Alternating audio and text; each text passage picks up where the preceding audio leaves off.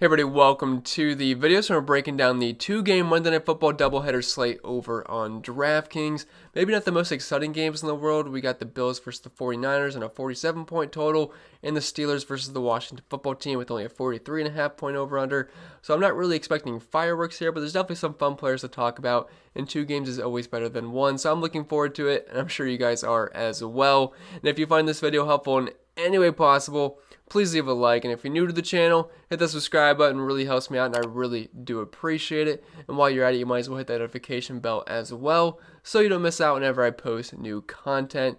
And YouTube tells me around 50% of the people who watch these videos have not yet subscribed, so if you're a frequent visitor of the channel, or if you're just new and you like what you see, consider that subscribe button because it really helps the channel grow, and that's obviously going to help me out as well. If you want to follow me over on social media, the handle is in the bottom left-hand corner of your screen. If you want to support the channel, links down below for my Patreon. You get access into the sheet that I'm showing you guys in the background. Lots of good information on that, and I'll just be previewing it for you guys here shortly. I think that's it for the plugs, so without further ado, let's get into tonight's video. And as always, we'll start with the quarterback position. Now, the plan for this video is to talk about a handful of players at each position because I don't want to be here for an hour or two breaking down each and every single player on this slate and wasting your guys' time. So there's a handful of guys I like at each spot. As for the quarterbacks, I have them all listed here just because there's only 4 options, and I feel like each one deserves to be talked about a little bit because quarterbacks are pretty important. But we'll start up top with Josh Allen at $7,300. He's the most expensive quarterback on this slate. And I would say deservedly so. I would say he definitely has the highest ceiling, and this is the better game to target for fantasy purposes. You have the higher total at 47 points compared to 43.5 in Pittsburgh. And also, that Pittsburgh game, I know Pittsburgh's got a good offense. You got Ben Roethlisberger, Chase Claypool, Juju Smith-Schuster, Deontay Johnson. But Washington's defense is pretty good, and Pittsburgh's defense is good as well. And Washington is just not that great of a football team, so I would not be surprised if Pittsburgh wins that game handily. They're not really, I think, going to be too competitive. But as for the Buffalo-San Francisco game, only a 1-point spread here and a higher total like I mentioned earlier. Now, I know the 49ers defense is not that bad, but Josh Allen has been one of the best quarterbacks to use all season long for fantasy purposes. I know he's the most expensive quarterback here, but at $7,300, he honestly feels a bit underpriced. I think on a 2-game slate, DraftKings could have made him around $8,000 to at least make people think about the decision a little bit more, because at $7,300, it's kind of just a gimme, especially given the circumstances we have on this slate. It's not like we have Dalvin Cook, Christian McCaffrey, Derrick Henry. We absolutely feel like we have to jam those guys in. The most expensive running back we have is, Antonio Gibson with James Conner being out, and he's only, mid $6,000. And there's no Devontae Adams, who's a $9,000 plus at the wide receiver position. We're looking at his teammate Stephon Diggs, who's in the mid 7K range. So I feel like we're really breaking the bank at the skill position players on this slate. So building around Josh Allen at $7,300 is not something that's that hard to do. He's obviously the preferred option on this slate. He's got a high floor and high ceiling, and he's definitely proven that he has big game upside. He's done that many times this season. And if you're looking at his numbers this year, 275 passing yards per game. But the thing I like the most about Josh Allen, which always gives him that nice floor and high ceiling, is his rushing ability. Now, he's not Lamar Jackson, Kyler Murray out there, but he's going to run the ball quite a few times, and it never surprises you when he gets around double-digit rushing attempts. He's averaging over half a rushing touchdown per game and close to 30 rushing yards per game as well. I know not absolutely amazing numbers, but it's definitely better than most quarterbacks. Now, the matchup versus the 49ers, it's not a cakewalk. It's kind of just more so mid-pack, but they're 14th versus the pass and only allowing the 11th fewest points per game to the position, only 217 passing yards per game. It's not great, but we can't get too picky on a 2-game slate. And he's got good options to get the ball to, and Stephon Diggs, Gabriel Davis. I know there's no John Brown, but still Cole Beasley should be able to step up. I know he had that huge game versus the Arizona Cardinals a couple of weeks ago. And this isn't really a team that can really rely on their running backs too much. I know Zach Moss and Devin Singletary aren't awful, but still, definitely not a team you like to target their running backs because it's a bit of a split there, and Josh Allen's going to steal some carries as well, especially around the goal line. So Allen, he's definitely the preferred option on this slate at the quarterback position, and that should reflect in ownership. I imagine he's going to be very, very high owned, with Ben Roethlisberger and Nick Mullins kind of fallen in place behind him. But Big Ben, he's at $6,400, which is a nice price tag. He's definitely got really good options to get the ball to in the nice trio of Chase Claypool, Juju Smith-Schuster, and Deontay Johnson. They also have the higher implied team total at 25, but it's also a little bit of a larger spread here at 6.5 points and a lower total because the Washington football team is definitely not that great of an offensive squad. Their defense is pretty good, though, which I guess could give me maybe some concerns for Ben Roethlisberger, but even then, Pittsburgh Steelers are a pretty talented team. They're playing at home, and they're definitely going to have a hard time guarding all 3 of those wide receivers. So I at least imagine 1 or 2 of those guys could have a pretty good game. I would not be surprised if all 3 do, but I definitely prefer Josh Allen here, but Ben Roethlisberger is fine in tournaments. But the football team, they're third DVA versus the pass, and they're only allowing the ninth fewest points per game to the position, and not too far off what San Francisco is doing versus quarterbacks. But man, without James Conner, Ben Roethlisberger is probably going to throw the ball quite a bit. And if you guys watch that Wednesday evening game, Big Ben threw the ball an absolute ton versus the Baltimore Ravens. And actually, if you look at the game log, he threw the ball 51 times in that game. In the past few weeks, 46 pass attempts before that, then 46 again, and then 42 in the game before that. So since week 9, he's been throwing the ball over 40 times per game. And the loss of James Conner, obviously going to hurt the run game as well. Benny Snell's not awful, but he's definitely not the greatest running back in the world. And I think Big Ben should be fine here with all the talent he's got around him, and at only $6,400, he's definitely easier to fit in your lineup than Josh Allen. I just worry about this game staying competitive because I know Washington had a really big game versus the Dallas Cowboys, but the Cowboys' defense is definitely a lot softer than the Pittsburgh defense, one of the best defenses in football, plus they're on the road, so concerns here about the game staying competitive, but I do think he's a fine tournament option. And if you want to go cheap at the quarterback position, getting ahead of myself, Nick Mullins is only $5,100. Now the upside is very limited here, but if you have to go value at quarterback for some reason, I really don't think you have to, because I got running backs, wide receivers, tight ends, they're all pretty cheap for the most part. But if you really want to go cheap, Buffalo has not been that great versus quarterbacks this year. Now, Mullins' numbers on the season aren't that great. Only 29 pass attempts per game. This is definitely a team that would like to run the football if they can. And only 234 passing yards per game and not even a touchdown per game. So I know it's not great, but Buffalo is 15th DVA versus the pass. And they're 27 versus quarterbacks, allowing over 22 DraftKings points per game and close to 260 yards. So Mullins is a fine just pump play, but I really don't think you have to go this low in this game.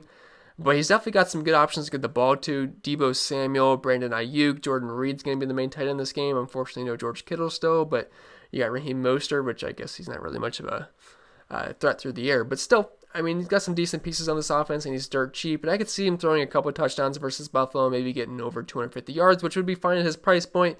But honestly, I don't see a reason to really have to go this low on this slate. We have plenty of value elsewhere, and the upside with Josh Allen and even Ben Roethlisberger just trumps the value that Nick Mullins offers us here, because I'd rather go cheaper at the running back, wide receiver, tight end position than have to go down with Nick Mullins.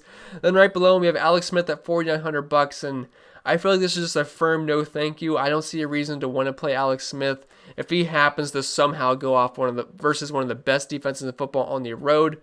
So be it. I would take the L there, but even then, I feel like he'll be so low owned that it won't even hurt me in the first place. But I think there's just a very, very, very slim chance that Alex Smith happens to be in the optimal lineup here. They only have a team total of 18.5 here. They're 6.5 point dogs on the road, which would set up well for a pass-heavy game script. But even then, I really can't expect too much out of Alex Smith here. He's averaging just over 200 yards passing per game, about half a passing touchdown per game. They're not really throwing the ball too much.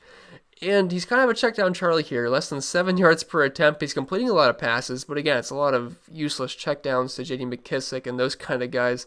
And Pittsburgh's also first DVA versus the pass, and they're allowing the second fewest points per game to the position. So Alex Smith, it's just a no thank you for me. I think the way the quarterbacks are priced here is the rankings that I would have for them. Josh Allen number 1, Big Ben number 2, then Nick Mullins. I really don't want to play him, but he's number 3 there if you absolutely have to go value a quarterback. Then Alex Smith, I think he just gets a big X there instead of being 4th, because I just don't really think he's playable on this slate.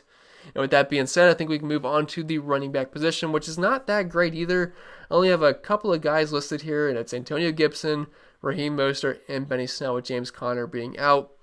So we'll start up top with Antonio Gibson at $6,500. I should also mention, I feel like this is a good slate to only use 2 running backs. If you want to use 3 in your flex spot, I guess I wouldn't be totally against it. But I feel like the wide receivers are definitely stronger in this slate compared to the running backs that we have. But let's talk about Gibson first. He's coming off an absolute monster game on Thanksgiving. I was going to say night, but it was more so evening. But, I mean, he had, nearly 40 DraftKings points. Looking at his game, 39.6 points, had 20 rushing attempts, over 100 yards, 3 touchdowns, which we can't expect him to get 3 touchdowns in this game, especially in a really tough matchup versus Pittsburgh. But he also had 7 targets as well, which was more than J.D. McKissick, which was encouraging to see, because we know Antonio Gibson's definitely a good pass-catching back, and it's nice to see him being used in that fashion.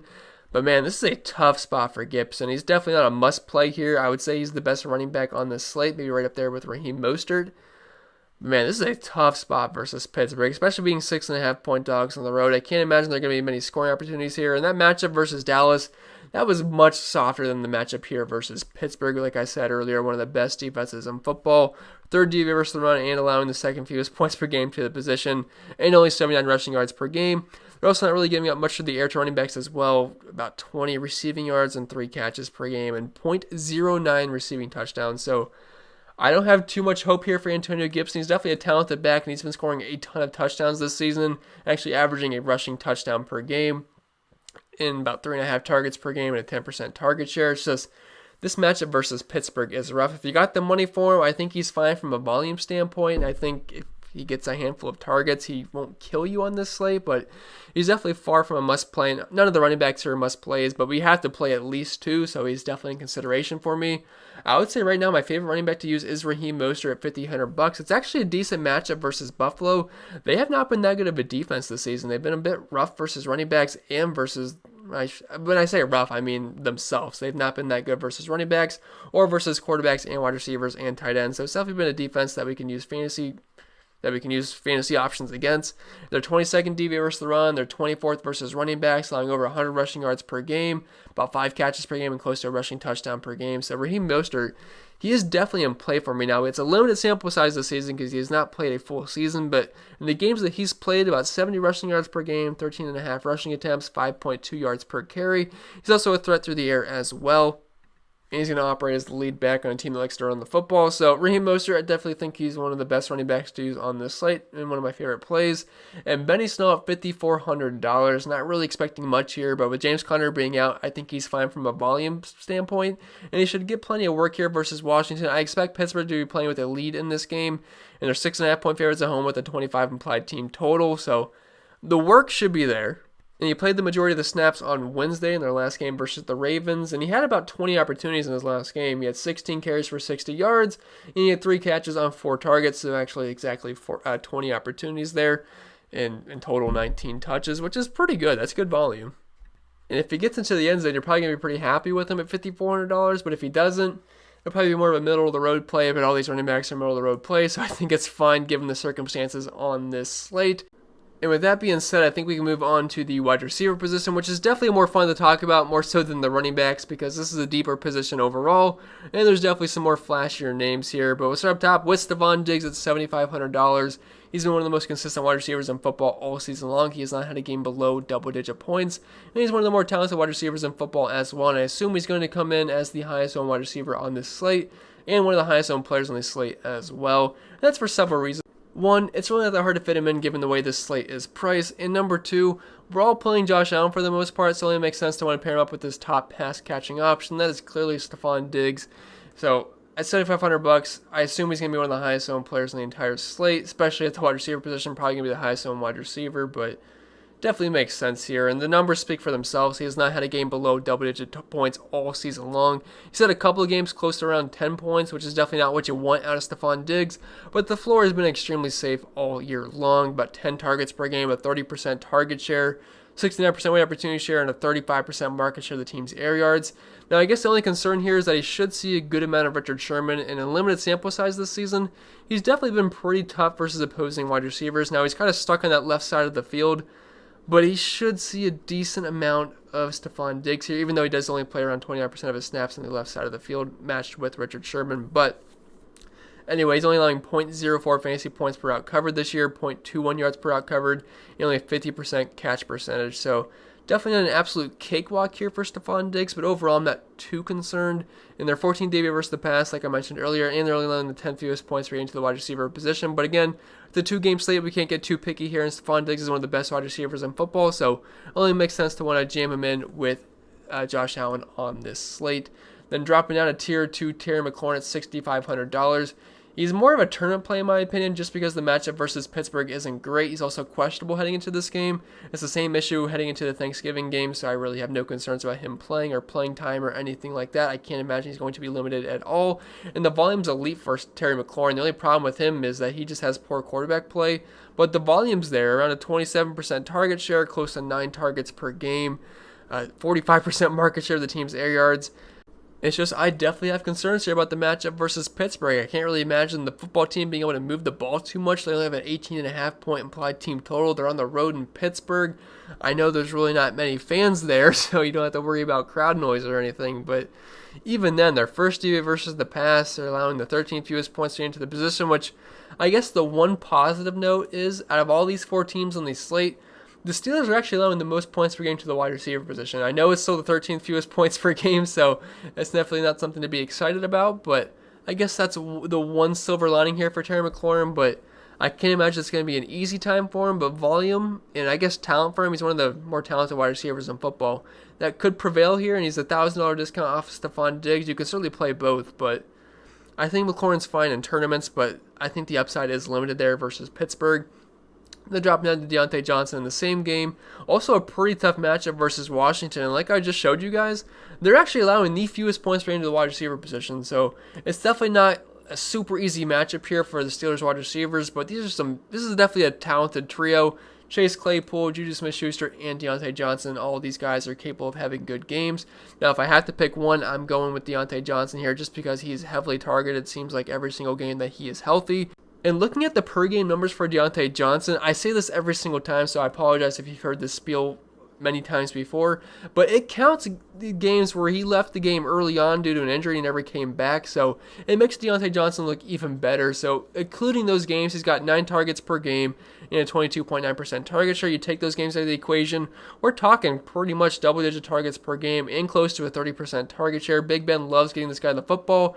They have the highest implied team total on the slate. I would not be surprised if he gets you 10-plus targets, close to 100 yards, if not more, and finds his way into the end zone. He's averaging close to half a receiving touchdown per game.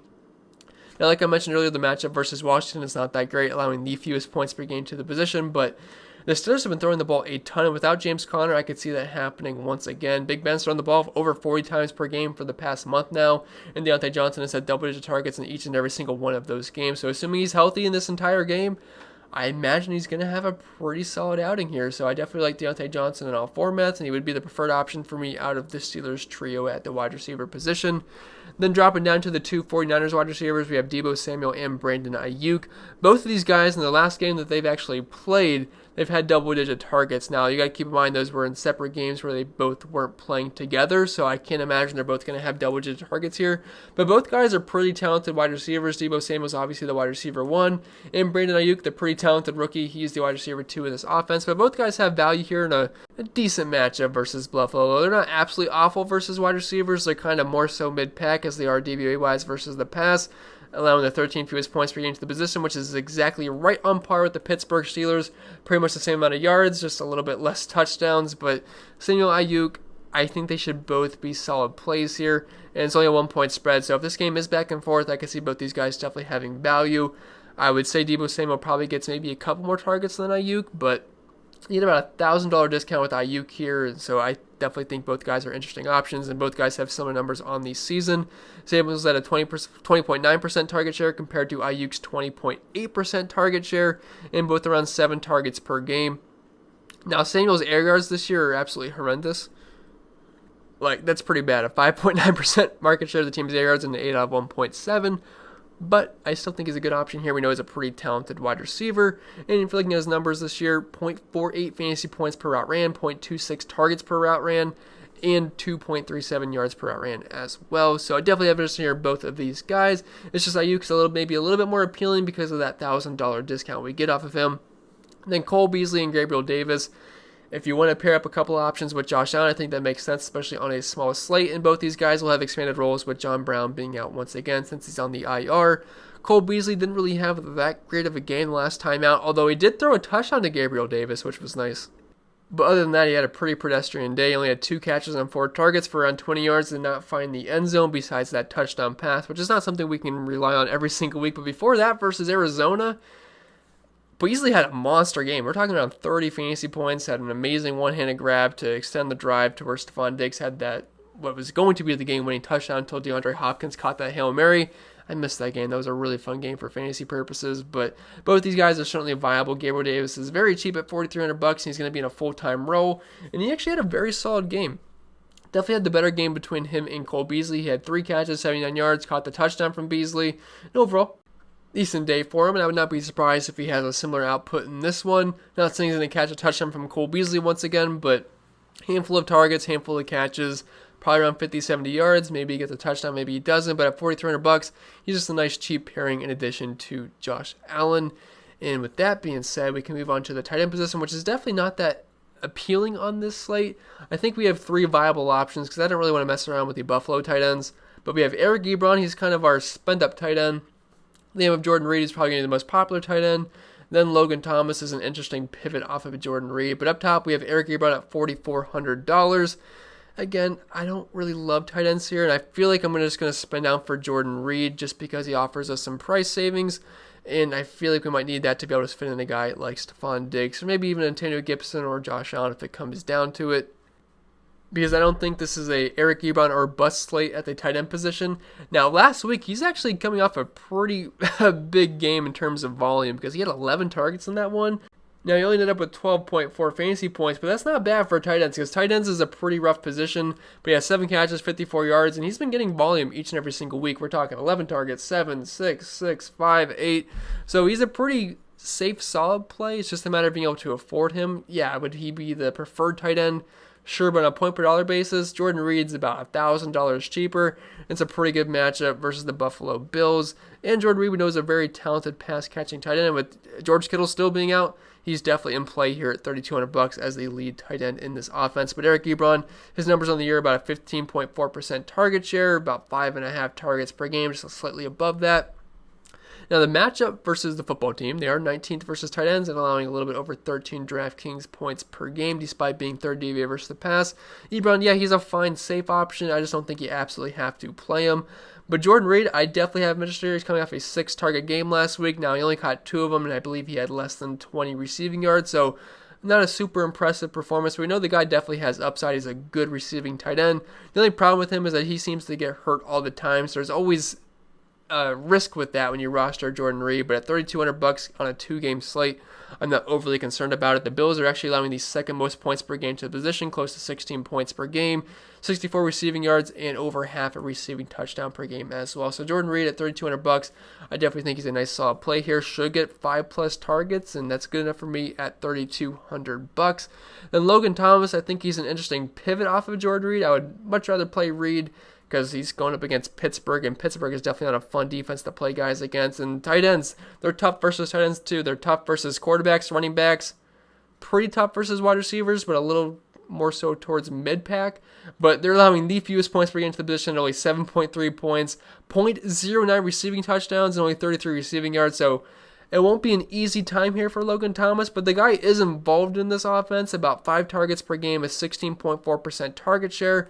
Surprising 22% market share of the team's air yards and a 40% weight opportunity share, but it's definitely not an exciting offense. They have the lowest implied team total on the slate, but he's just an interesting pivot off of Reed at lower ownership, but I'm not really expecting much here from Logan Thomas. But if he happens to find his way into the end zone, you're definitely not going to be too upset about playing Logan Thomas, especially if Jordan Reed doesn't find his way into the end zone and just overall kind of has a bust day. And then as for the defenses, I would really like to try to fit the Steelers in. They're the obvious defense to want to use here. They're the most expensive at $4,500, but they're 6.5-point favorites at home. They're just one of the best defenses in football, and the football team only has an 18.5 implied team total. So if you can find a way to fit the Steelers defense in, I would absolutely love to do that.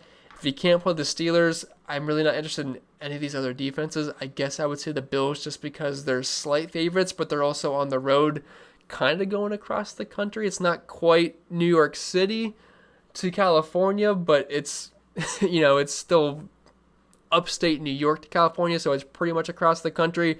I know it's worse going from West Coast to East Coast, but you're still going East Coast to West Coast, which I guess you do get an extra 3 hours of sleep, but still, I don't know. I'm just trying to make a case for the Bills defense. I don't really want to use them, but Nick Mullins doesn't exactly scare me, so I think they're somewhat playable.